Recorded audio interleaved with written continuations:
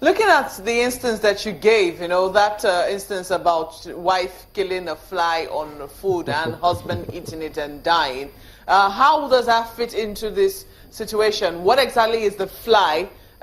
Because if you're talking about, say, corrupt judges being, one fly, some people might say that might not quite equate as to, to what exactly has gone on in the very first instance. Do you agree with them? If I did agree with it, I would have used I would have said the story. You see, the fly issue is, and the wife spraying your food, trying to kill the fly, is the issue of the method of attacking the problem. I don't know if you now get that. It's the method of attacking the problem. Now, you see, what you have done now is to try to instigate the public against the judiciary. Ultimately, that's not even in anybody's interest. It is wrong to instigate the public against the judiciary, because this is even an arm of government that doesn't really have what to use to defend themselves. That's why judges don't talk. Lawyers normally talk on behalf of the judges. That is the standard. Lawyers talk. You abuse a judge. It's lawyers that APA will rise and say, why did this lawyer or why this person abuse a judge? Because the judge is not expected to talk.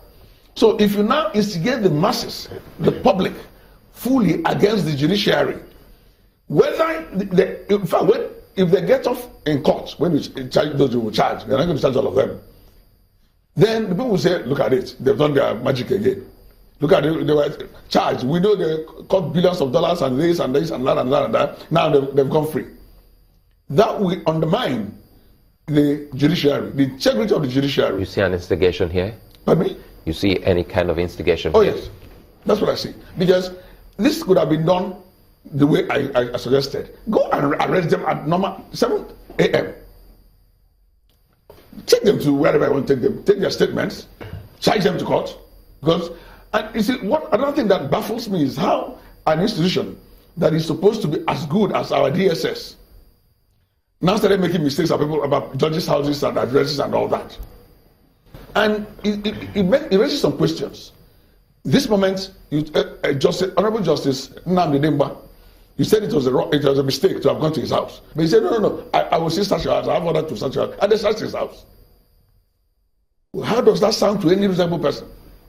That means that you actually had instructions, whether written or unwritten, to go and search and intimidate Honorable Justice Nnamdi Dimba. So some of this is about cowing and intimidating the judiciary. I'm just wondering, you say that the time, it was seen that the time is, definitely an issue for you in terms of what time they were arrested. You say that this could have been done in the morning.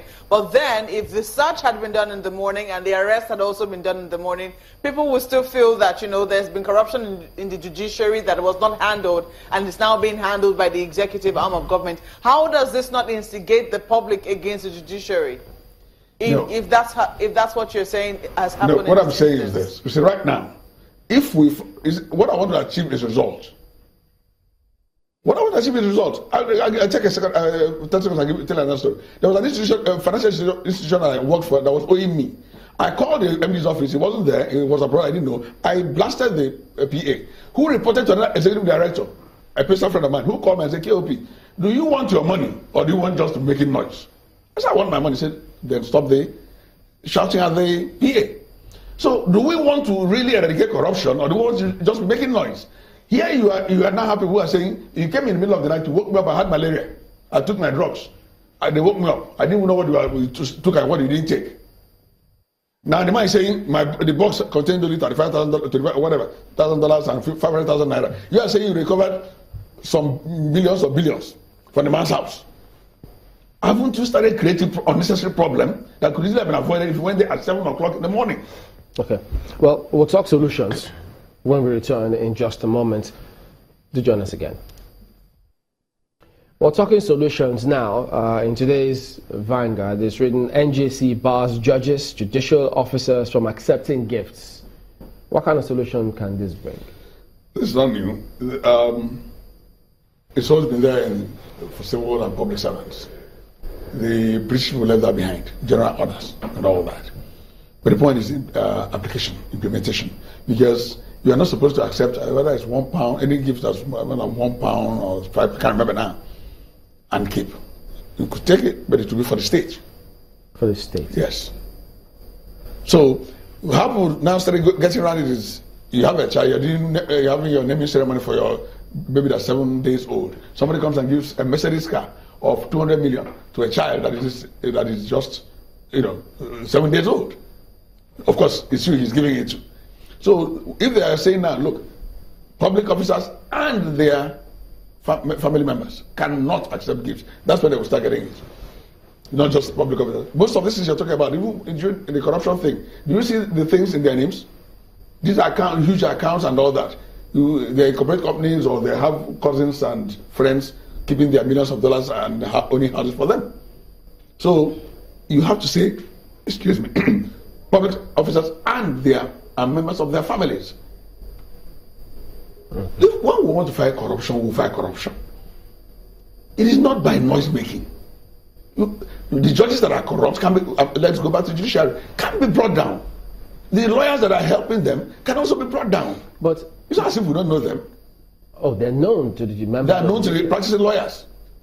And you see, there's something else that happens. Good. A lawyer is not prepared. He loses his case, that judge is corrupt. Or even a case is bad. You go and tell your client, don't worry, bring 40 million.